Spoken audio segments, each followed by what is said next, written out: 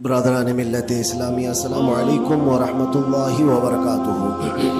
الحمدللہ وکفا وسلام علی حبیبہ المصطفیٰ اما بعد فاعوذ باللہ من الشیطان الرجیم بسم اللہ الرحمن الرحیم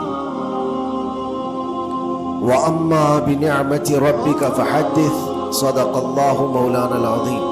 بارگاہ رسالت معاب صلی اللہ علیہ وسلم میں درود پاک کا ہدیہ پیش کریں۔ اللہم صلی علی سیدنا مولانا محمد معدن الجود والکرم وآلہ واصحابہ الکرام ابنہ الکریم وبارک وسلم صلاة دائمة سرمدا ابدا۔ وقت کافی زیادہ ہو چکا ہے، بیان کرنے کا وقت نہیں ہے، اب جماعت کا وقت قریب ہو چکا ہے۔ چونکہ میں کافی دور سے آپ کے پاس آیا اور بیچ میں ٹریفک کے مسائل بہت زیادہ تھے، بہرکیف ہمارے حصے میں آج کے دن جتنا بھی وقت یہاں اللہ نے لکھا ہے اتنا ہم گزار کر کے جائیں گے انشاءاللہ۔ بس ایک بات عرض کرنا چاہوں گا کہ آج 15ویں شعبان المعظم ہے، ہماری زندگی کے سالوں میں سے ایک نئے سال کی شروعات ہے۔ حدیث پاک میں ملتا ہے کل کی رات اللہ تعالیٰ فرشتوں کو سارے معاملات تقسیم کر دیتا ہے، بندوں کے متعلق کیا کیا چیزیں سال بھر میں ہونے والی، اور فرشتوں کو سارے احکام بتا دیے جاتے ہیں۔ اس میں سے بسا اوقات ایسا ہوتا ہے کہ کسی کی موت لکھی گئی ہوئی ہوتی ہے اس سال، لیکن وہ بندہ شادی کی تیاریوں میں مصروف ہے۔ کسی کے 2 مہینے 3 مہینے کے بعد زندگی کے خاتمے کا عنوان لکھا گیا ہوگا، لیکن وہ اپنے بزنس پلان کر رہا ہوگا، وہ سفر کی تیاریاں کر رہا ہوگا۔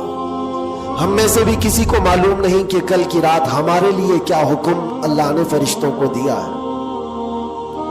اگر زندگی باقی ہے تو دعا کریں کہ اللہ تعالیٰ خیر و برکت والی زندگی عطا فرمائے، نیکیوں والی زندگی عطا فرمائے۔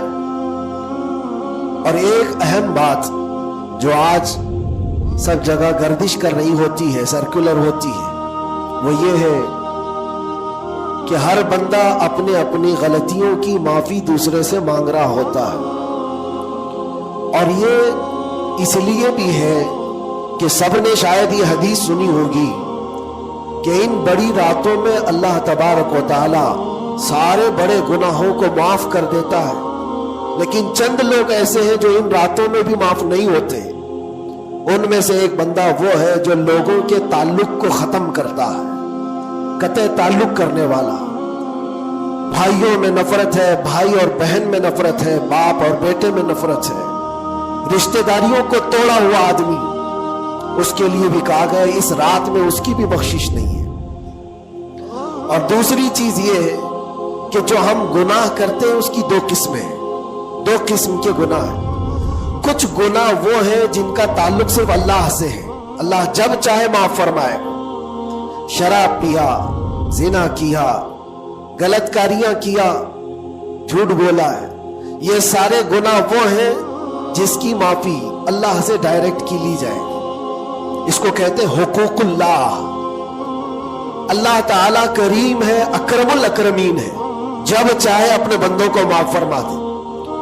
لیکن کچھ گناہ ایسے ہیں جن کا تعلق بندوں سے ہے، کسی کا مال ہڑپ لیا ہے، کسی کا حصہ دبا لیا ہے، کسی کو گالی دیا ہے، کسی کو مارا ہے، یہ سارے وہ گناہ ہیں جن کا تعلق بندوں سے ہے، ان کو حقوق العباد کہا جاتا ہے۔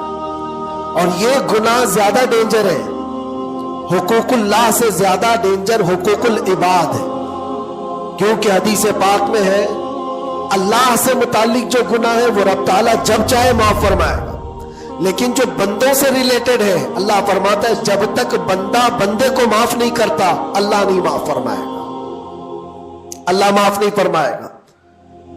حضور پاک صلی اللہ تعالیٰ علیہ وسلم نے صحابہ سے پوچھا سب سے غریب آدمی کون ہے، تم جانتے ہو سب سے مفلس آدمی کون ہے؟ حضور صلی اللہ علیہ وسلم نے صحابہ سے پوچھا تو صحابہ نے کہا اللہ کے نبی زیادہ جانتے ہیں۔ آقا کونین صلی اللہ علیہ وسلم فرماتے ہیں سب سے زیادہ غریب قیامت کے دن وہ نہیں جس کے پاس پیسہ نہیں، مال نہیں، نیکیاں نہیں، وہ نہیں، بلکہ میرے آقا فرماتے قیامت کے دن ایک بندہ ایسا ہوگا جس کی نمازیں بھی بہت تھی، صدقات و خیرات بھی بہت تھے، حج بھی کیا تھا، زکوٰۃ بھی دیا تھا، عمرے بھی تھے، نفل عبادتیں بھی تھی، اس کی بہت نیکیاں لے کر کے آیا تھا، لیکن جس وقت وہ عدالت الہی میں پیش ہوا تو کئی لوگ کھڑے ہو گئے، ادھر سے ادھر سے آئے، رب تعالیٰ سے کہنے لگے مولا یہ نیک تو بہت ہے، نمازیں اس کی بہت ہے، حج بھی کیا ہے، عمرے بھی کیا ہے، لیکن میرے پیسے بھی دبا کر رکھا تھا۔ کوئی کہتا ہے کہ مولا میرا حق اس کے اوپر بنتا ہے، اس نے مجھے گالی دی تھی، کوئی کہتا ہے کہ مولا میرا بھی حق بنتا ہے، اس نے مجھے مارا تھا، کوئی کہتا ہے مولا میرا بھی حق بنتا ہے، اس نے میرے پیٹھ پیچھے مجھ سے چغلی کی تھی اور لڑانے کی کوشش کی تھی، میرا حق بنتا ہے اس پر۔ تو یہ سارے حق طلب کرنے والے بندے کھڑے ہو جائیں گے اس کے خلاف جو نیکوکار تھا۔ اللہ تعالیٰ فرماتا ہے تم لوگوں کو اس سے کیا چاہیے؟ سارے بندے کہتے ہیں مولا ہم تو گنہگار ہیں، نیکیوں کی کمی ہے، اس کے پاس نیکیاں زیادہ ہے، اس کی نیکیاں ہمیں دلا دے۔ اب عدالت الہی کا یہ فیصلہ سنو، اللہ فرشتوں کو حکم دیتا ہے اس کے پاس جتنی نیکیاں ہیں وہ ان سب میں تقسیم کرو، جتنوں کا حق اس نے دبا رکھا ہے سب میں اس کی نیکیاں بانٹی جائیں۔ جب فرشتے اس کی نیکیاں نکال نکال کر تقسیم کر رہے تھے، نیکیاں اس کی پوری ختم ہو گئی، حقداروں کا بھی حق پورا ہوا نہیں، کچھ اور بھی باقی رہ گئے تھے۔ وہ کہنے لگے مولا ہمارا بھی حق ہے اس کے اوپر، ہمارا بھی اس نے مال رکھا ہے۔ اللہ تعالیٰ فرماتا ہے اب اس کے پاس تو نیکیاں پوری ختم ہو گئی، تم چاہتے کیا ہو؟ وہ گنہگار تھے، وہ کہتے مولا ہم یہ چاہتے کہ ہمارے گناہ اٹھا کر کے اس پر ڈال دے، ہمارا بوجھ تو کم ہو جائے۔ حکم ہوگا رب تعالیٰ کا کہ اس کے اوپر ان کا حق بنتا ہے، لہذا ان کے گناہ اٹھا اٹھا کر کے اس کے اوپر ڈالو۔ حدیث پاک میں میرے آقا فرماتے ہیں لے کے تو چلا تھا بہت ساری نیکیاں، لیکن وہاں سب بٹ گئی، الٹا دوسروں کے گناہ اپنے سر پر لے لیا اور سیدھے اس کو فرشتے جہنم میں لے کر جاتے۔ یہ قیامت کے دن کا سب سے مفلس آدمی ہے، سب سے غریب۔ اسی لیے اے لوگوں حقوق العباد میں کبھی گرفتار مت ہونا، دنیا میں کسی کا حق دبا کر مت رکھنا۔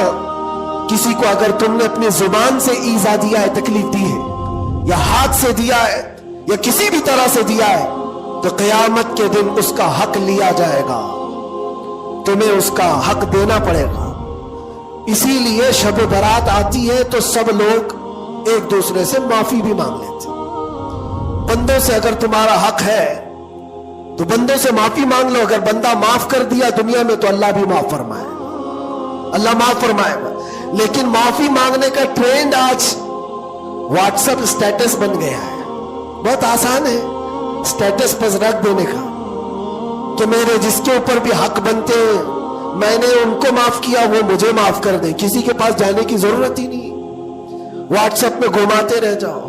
کیا اسی کو معافی مانگنا کہتے ہیں؟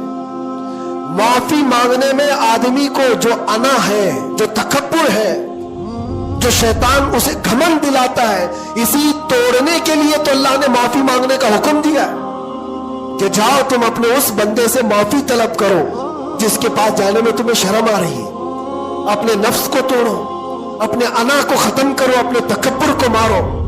تمہاری بہن کا کوئی حق باقی تھا تو تم اگر یہ سوچتے ہو اس کے پاس کیسے جاؤں، وہ تو چھوٹی ہے، میں اتنا بڑا ہو گیا ہوں، کیا بہن سے بھی معافی مانگوں گا، میں چھوٹا ہو جاؤں گا؟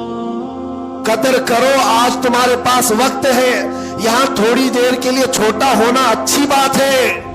قیامت کے دن جب تمہارے گلے میں توق ڈال دیا جائے گا گناہوں کا تو اس وقت مدد کے لیے کوئی نہیں آ سکے گا۔ اس لیے میرے عزیزوں حقوق العباد میں گرفتار کبھی نہ ہونا۔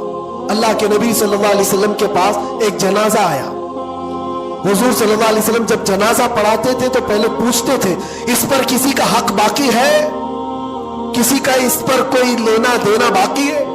جنازہ صحابی کا ہے، जब जनाजे के पास खड़े थे तो एक सहाबी आगे बढ़ते और कहते या रसूल अल्लाह 2 दिरहम मेरे इसके ऊपर बाकी है और ये मर गया, दिया नहीं मुझको, 2 दिरहम कर्जा इसके ऊपर मेरा बाकी है। हुजूर पाक सल्लल्लाहु अलैहि वसल्लम ने क्या फरमाया जानते? सल्लू अला साहिबिकुम वला उसल्ली अलैहि, ऐ लोगों तुम चाहो तो इसका जनाजा पढ़ लो, मैं नहीं पढ़ूंगा। हुजूर पीछे हट गए। 2 दिरहम का सिर्फ कर्जा बाकी था जिनका इंतकाल हुआ और हुजूर ने फरमाया मैं जनाजा नहीं पढ़ूंगा। सोचो आज 2 दिरहम का बोझ भी कितना बड़ा होता है। जनाजा रखा है, हुजूर पीछे हट गए। फिर एक कोई सहाबी आगे बढ़ते और कहते या रसूल अल्लाह सल्लल्लाहु अलैहि वसल्लम, इनकी जानिब से इनका कर्जा मैं अदा कर दूंगा। हुजूर ने फरमाया कब तक अदा करोगे? कहा कल की मगरिब से पहले पहले मैं अदा कर दूंगा। अल्लाह के नबी ने उनसे वादा लिया और उसके बाद फिर उस सहाबी की नमाज़े जनाजा पढ़ाई। यहां तो बहुत सारे हुकूक लेकर बैठे, वो तो 2 दिरहम की बात कर रहा हूं। इसीलिए हमारी जिंदगी का खात्मा होने से पहले ये हिसाब किताब पहले साफ कर लो। हासिबो कब्ल अन तुहासबो, अपना हिसाब क्लियर रखो इससे पहले कि तुम्हारा हिसाब लिया जाए। अल्लाह करीम हम सबको कहने सुनने से ज्यादा अमल की तौफीक अता फरमाए। रब तबारक व तआला शाबानुल मुअज्जम के इस पाकीज़ा महीने को हम सब के लिए नेकियों वाला और खैर बरकत वाला महीना बनाए। इलाहुल आलमीन कदीर व जब्बार खुदा, जब तूने रजब और शाबान हमें दिखाया है तो रमजान तक हमारी जिंदगी अता फरमा। व आखिर दावाना अनिल हम्दुलिल्लाहि रब्बिल आलमीन। अस्सलाम।